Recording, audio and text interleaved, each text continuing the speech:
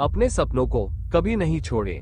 एक बार की बात है, एक गरीब औरत थी जिसका नाम आयशा था। वो एक छोटे से गांव में अपने माता पिता और छोटे भाई बहनों के साथ रहती थी।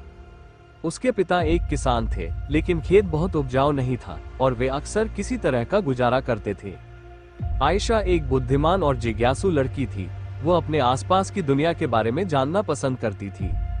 वो एक वैज्ञानिक बनने का सपना देखती थी, लेकिन वो जानती थी कि अपने परिवार की वित्तीय स्थिति के कारण उसे अपना लक्ष्य हासिल करना मुश्किल होगा।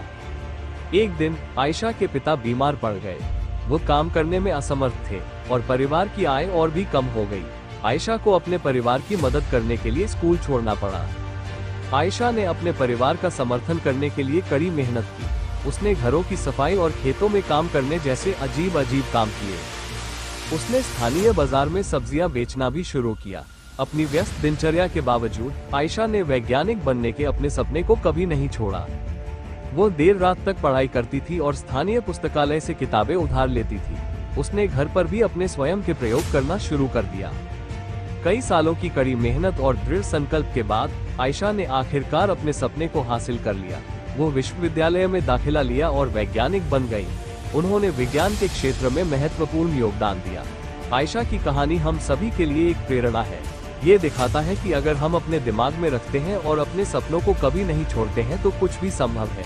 ये भी दिखाता है कि हमारे जुनून का पालन करना महत्वपूर्ण है, भले ही यह मुश्किल हो।